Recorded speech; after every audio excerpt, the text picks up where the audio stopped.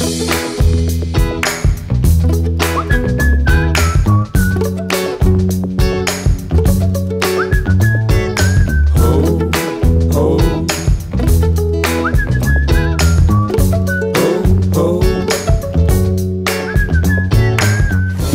sevgili seyircilerim, Oktay Usta'nın mutfağındasınız. Ramazan-ı Şerif ayında efendim güzel tarifler paylaşmaya çalışıyorum. Sizler için kıymetli seyircilerim, bugün neler olacak lezzet olarak? Bursa'nın meşhur köftesi var sevgili seyircilerim. Pideli köfte hazırlayacağım. Pideli köfte evde kimse bu tadı tattıktan sonra hayır diyemez. Çocuklar, büyükler, herkesin çok seveceği güzel bir köfte tarifi. Meşhur efendim. Bursa'ya gidenler pideli köfteyi yiyorlar. Biz de inşallah sizler için bu güzel tarifi paylaşacağım. 700 gram dana döşten çektirdim kıymayı. Eğer imkanınız varsa biraz da içine kuzu kıyması çektirebilirseniz güzel olur. Yoksa da problem yok. Orta yağlı bir kıyma. Hatta benim kıymam biraz bol yağlı olmuş sevgili seyircilerim. Burada şöyle yarım baget ekmeğim var. Kabuğu alınmış. Kuru bakın. Tıkır tıkır. Bir tane soğanımız var burada. İçi köftenin harcından başlayarak ilerliyorum. Ekmek, kıyma, soğan, küçük bir soğan ama 700 gram kıymaya. Bir çay kaşığı kadar karbonat içinde, tuz, karabiber olacak. Ekmekler ıslatılmış olacak. Geliyoruz diğer tarafa. Üzerinde tereyağı olacak. Ondan sonra güzel şöyle domates salçasıyla hazırlanmış bir sos. Yanında çırpılmış yoğurt ya da tava yoğurdu. Zemininde ise pidesi. Güzel şöyle tırnak pide yapıyorlar orada. Ama ben uzun pideler aldım. Sevgili seyircilerim, domates ve biberle birlikte servisi yapıyoruz. Kolay ve güzel sevilen bir köfte tarifini paylaşıyorum sizler ile. Öncelikle sevgili seyircilerim, bayat ekmeği, kabuğu alınmış bayat ekmeği hemen ıslatıyorum. Şurada soğuk suya daldıracağım, çıkaracağım. Suyunu sıkıp ondan sonra köfteye alacağız. Güzel şöyle. Normalde bu ekmeğini koyduktan sonra kıyma makinesinden bir kez daha çekiyorlar ama tabii herkesin evinde kıyma makinesi imkanı olmadığı için herkesin yapabileceği hale getirmeye çalışıyorum sevgili seyircilerim. Evet, ekmek burada ıslana dursun. Ben hemen o sırada soğanı rendeleyeyim. Bir tane küçük boy soğan. Rendeliyorum hemen buraya.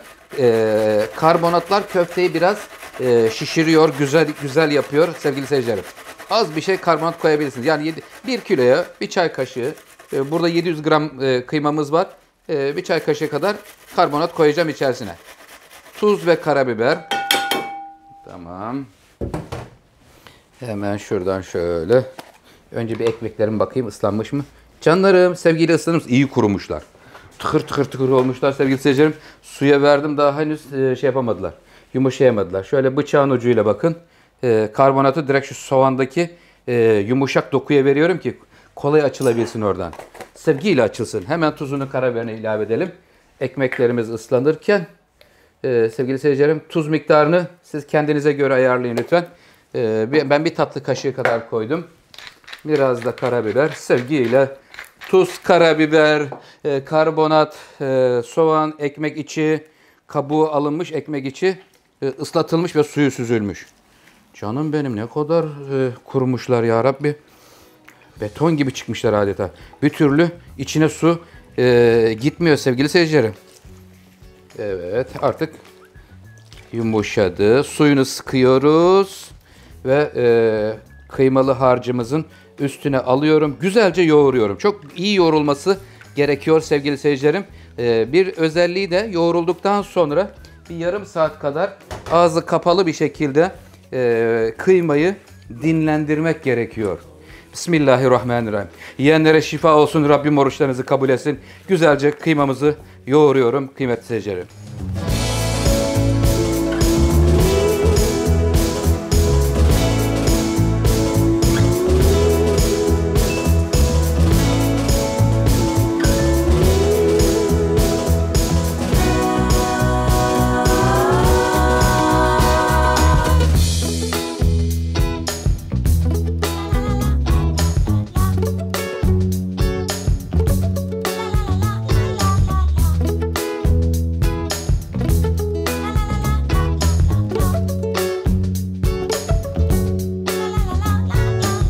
Sevgili seyircilerim, köftelerimizi hazırladık. Elimizin şurasının tabanıyla ayasının arasında şöyle bastırarak şekillerini veriyoruz. İncecik köfteler çıkıyor ortaya, bakın. Olabildiğince ince görüyorsunuz. Pul pul köfteler oluyor.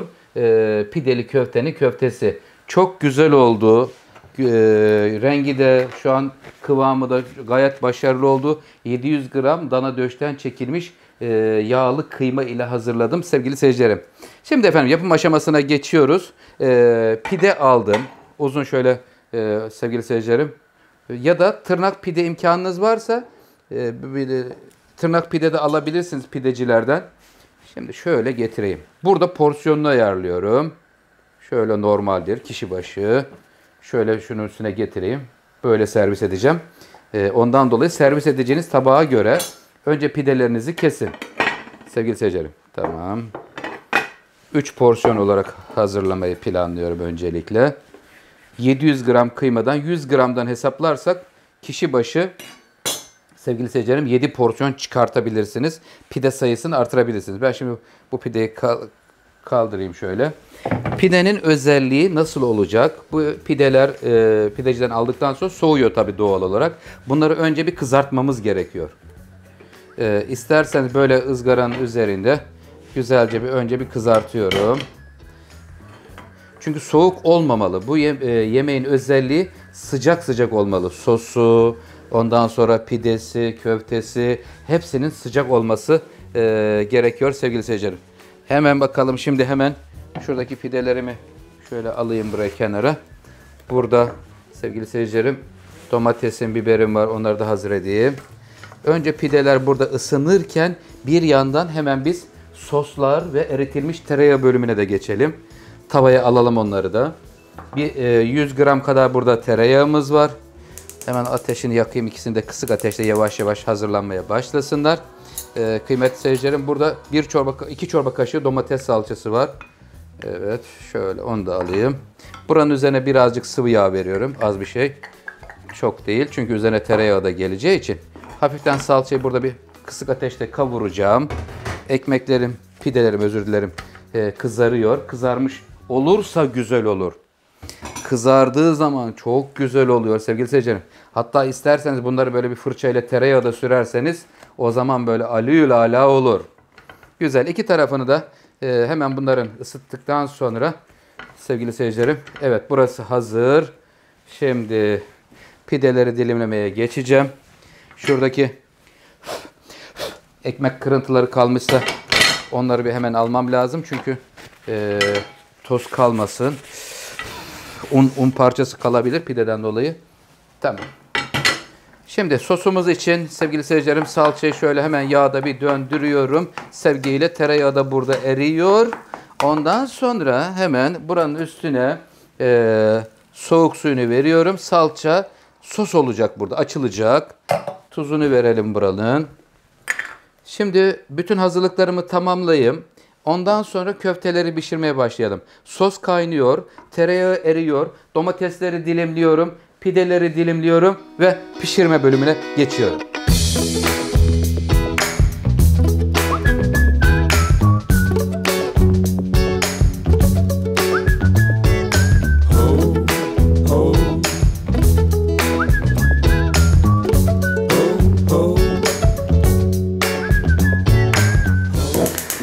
Sevgili seyircilerim, pideli köftemiz için şu anda bütün hazırlıklar tamam. Tereyağından şöyle bir parça ayırıyorum. Sonradan ilave edeceğim köpürmesi için. O orada beklesin. Şimdi pidelerimizi kızarttık. Önce porsiyon miktarlarımızı belirledikten sonra kızarttıktan sonra dilimledim. Servis tabaklarına kaydırdım. Hemen sosumuzu kontrol edelim. Sos biraz koyulaştı. Fazla koyu olmaması gerekiyor. Hafif böyle akıcı bir kıvamda olması gerekiyor. Su ile kıvamını açıyoruz. Burası tamamdır sevgili seyirciler. Tereyağımız da eriyor. Her şeyimiz hazır. Domatesi, biberi kestim. Onlar da hazır. Bismillahirrahmanirrahim.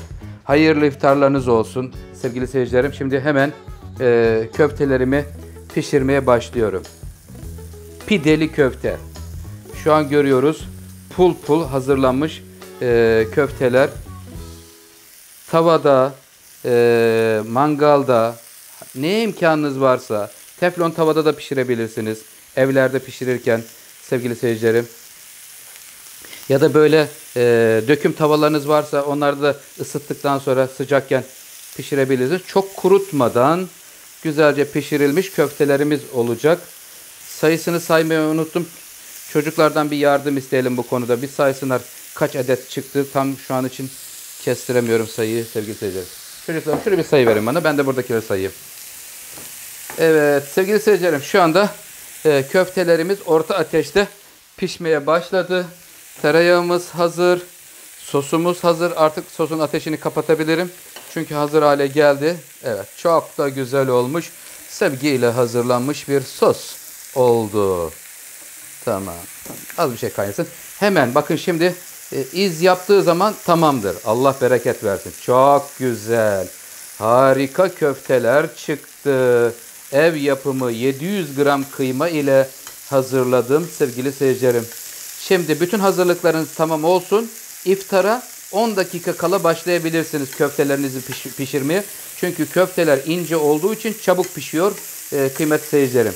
Bir alt üst yaptığımızda tamamdır. Kurutmadan pişirmemiz gerekiyor. Bu köftenin özelliği yumuşacık, suyu içinde kalan bir köfte olmalı. Tamam güzel. Tereyağımız ne durumdasın? Bu da hazır. Şimdi hemen yanlarına sevgili seyircilerim biberleri koyalım. Biberler de şurada pişsin. Domates pişmiş mi istersiniz? Çiğ domates mi? Sevgili seyircilerim hemen şöyle yanlara domatesler de koyayım isterseniz. Biraz da pişmiş domatesler de olsun yanında. Sevgiyle hazırlıyoruz iftar sofraları için güzel güzel pideli köfte. Tamam. Hemen burada sevgili seyircilerim bir kaşık getiriyorum. Özür dilerim kaşık almamışım. Büyük bir tane kaşık alıp geliyorum. Hemen yanlarına yoğurtlarını koyacağım. Şuraya. Süzme yoğurt olursa çok lezzetli olur sevgili seyircilerim. Mümkün mertebe böyle tava yoğurdu ya da süzme yoğurt tercih etmenizi tavsiye ediyorum. Köftelerimiz şu anda görüyorsunuz yumuşacık olmuş ve pişmişler. Biberler de kızarıyor yanında. Canım benim. Güzelce pişer misin lütfen biberlerim? Evet pişen köfteleri alıyorum. Sevgili seyircilerim. Üzerine çünkü sos gelecek. Tereyağı gelecek. Çok güzel köfteler çıkıyor ortaya. Bakalım şu anda kaç tane olmuş burası? 8 tane normaldir. 8 ile 10 tane. Bursa'da kaç tane veriyorlardı onu hatırlamıyorum yalnız. Bursa'ya gittiğim zaman orada yiyorum. Çok güzel oluyor. 8 tane 10 tane duruma göre sevgili seyircilerim. Evdekiler iştah durumuna göre ayarlayabilirsiniz. Ne kadar seviyorlarsa o ölçülerde koyabilirsiniz köfteyi. Allah'ım sana sonsuz şükürler olsun. Rabbim oruçlarınızı kabul etsin. Sevgili seyircilerim sizler için birbirinden güzel tarifler hazırlamaya çalışıyorum elimden geldiğince. Burası tamam. Tereyağının ateşini bir kapatayım. Onu da buraya alalım. Evet. Şu an için gayet güzel normaldir. Ondan sonra pişen domateslerden koyuyorum şöyle yanlara. Oktay Usta Bursa pideli köfte hazırlıyor. İftar sofraları için kıymetli seyircilerim. Biberler de pişiyor. Pişmiş biberler olması gerekiyor çünkü. Evet efendim şimdi sevgili seyircilerim hemen domates sosunu veriyorum. Ver aşçım. Şöyle sevgiyle hazırlanmış domates sos geliyor. Köftelerin üzerine ekmeği de yumuşatsın şöyle. Kızartılmış, dilimlenmiş ekmekler. Üzerinde güzel sosu ile birlikte. Sos konusunda bol soslu nasıl seviyorsanız o şekilde koyabilirsiniz. Sevgili seyircilerim. Ondan sonra hemen biberleri kesiyorum. Kızarmış biberler de geliyor. Gel bakalım canım gel. Şöyle sevgili seyircilerim. Kızarmış biberler de tam üstüne gelsin. Şöyle üstünde yer alsın. Oh Allah'ım sana sonsuz şükürler olsun. Ne güzel nimetler veriyorsun ya Rabbi. Daima şükreden kullarından olmayı nasip eyle bize Allah'ım. Şimdi hemen bir köpürtme işlemini yapacağımızı söylemiştim. Birazcık tereyağından ayırıyoruz. Kızarmış olan tereyağının üzerine biraz şey ilave ediyorum. Parça tereyağı ilave ettiğim zaman sevgili seyircilerim şimdi köpük köpük olur. Köpürür müsün canım rica etsem? Evet. Köpük köpük oldu. Sevgili seyircilerim şimdi Jos sesini duymak ister misiniz? Geliyor sevgiyle kızarmış. Allah'ım binlerce şükürler olsun. Hayırlı iftarlarınız olsun sevgili seyircilerim. Kanalıma abone olup bana destek olan seyircilerime çok teşekkür ediyorum. Rabbim oruçlarınızı kabul etsin.